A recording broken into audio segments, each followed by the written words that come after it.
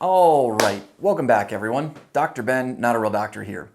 If you're anything like me, you have a hard time going to sleep at night and you often wake up in the middle of the night and you can't really go back to sleep.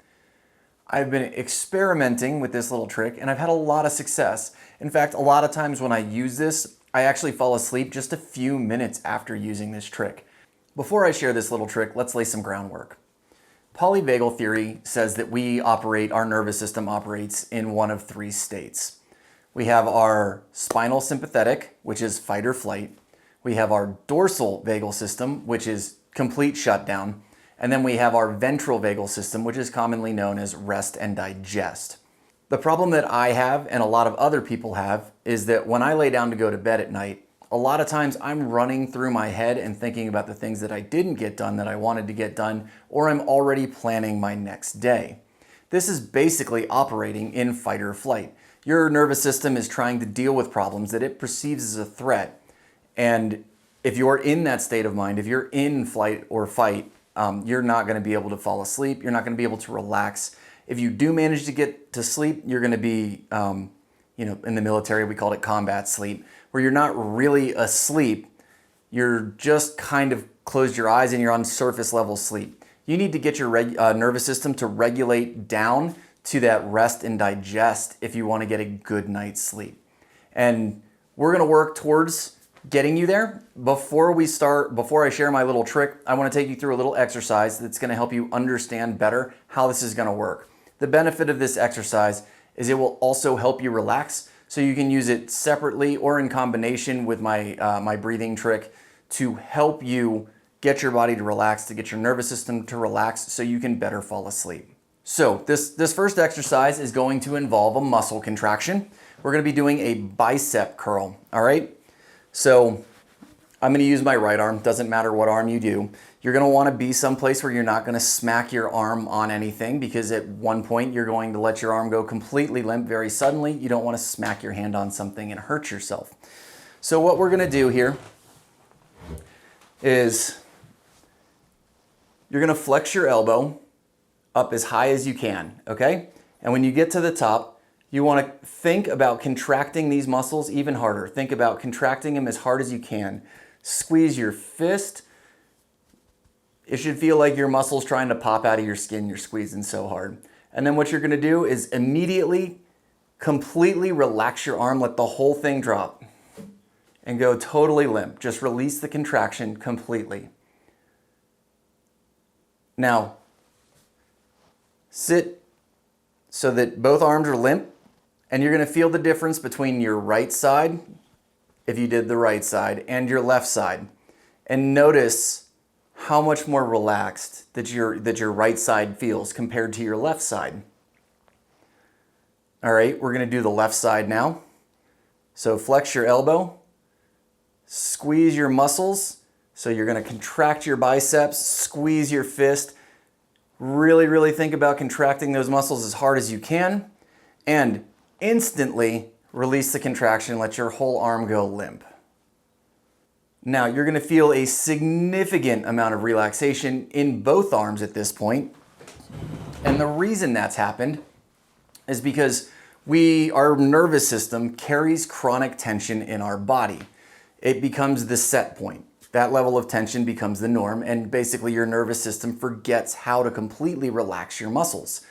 So by doing a really intense contraction, much, much more intense than your nervous system is used to, when you relax that muscle, your brain is better able to relax that muscle because you have applied a very, very strong contraction to that muscle. It resets that nerve network's relaxation point. It forces your nervous system to rethink what a relaxed muscle feels like.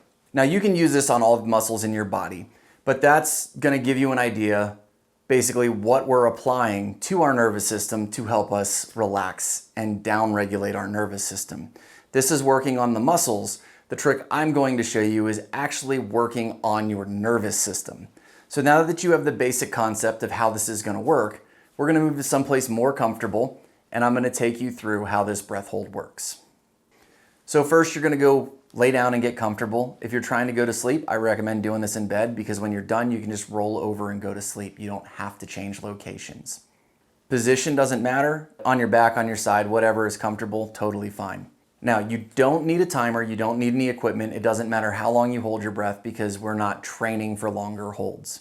What we're going to do is we're going to take a big, deep breath in and you're just going to hold it. Initially, when you start holding, you just want to try and relax as much as possible. Relax into the hold. Okay, so think about releasing all the tight muscles. Think about clearing your head and just think, I'd like to relax. I'd like to relax. I'd like to relax.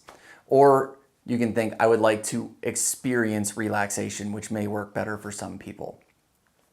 At a certain point during this hold, you're going to start to get uncomfortable. This could manifest as an intense desire to breathe. It could be diaphragm contractions. You start to feel your diaphragm trying to breathe. It could even go as far as a feeling of I'm going to die if I don't breathe, okay? This is all your nervous system trying to get you to breathe. Understand that you cannot hurt yourself by doing this. You can't hold your breath till you die. Even if you hold your breath as long as you possibly could, eventually you will just find yourself breathing. Your nervous system would take over. The only way that this doesn't happen is if you are in water, which you should not be. Do not do any breath holding in water unless you are an experienced professional and have lots of supervision. Okay, so that covered laying in bed, holding your breath to go to sleep. Once you start to feel that discomfort, I want you to continue to hold your breath for 5, 10, or 15 seconds. All right, we're not going for a maximum hold. We're trying to relax into the discomfort, still trying to stay relaxed now.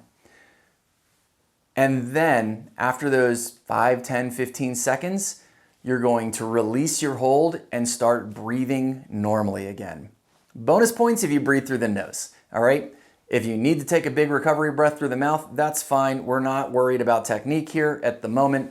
Just take your big breath and then start recovering. As you start recovering, most likely you will feel a whole bunch of relief, relaxation go through your body.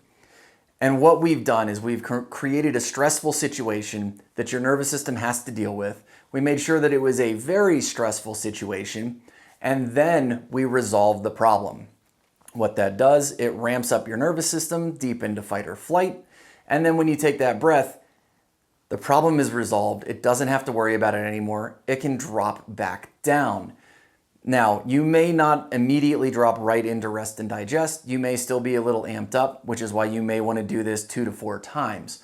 But a lot of times, a single round, and I feel extremely relaxed. And that is because we have allowed our body to solve a life-threatening problem, and now it's happy to downregulate back to a normal state. You can do this multiple times, and it's going to help you calm way down, get your nervous system in a place where you can really go to sleep. Now, you can do this with Wim Hof method. You absolutely can. It's one of the great benefits of Wim Hof method. And frankly, I get the benefit with just doing breath holds. It's just easier to hold your breath longer comfortably with Wim Hof method than a standard breath hold.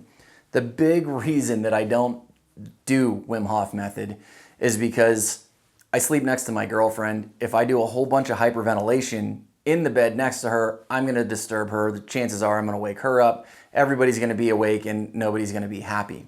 If I just do regular breath holds, 1 deep hold, 1 exhale, and then regular breathing, that's not that much disturbance on her. If I wanted to do Wim Hof, I would have to leave the bedroom, go to a different room, do my rounds, then go back to the bedroom. Hope I don't wake up a whole bunch on the way back to the bedroom.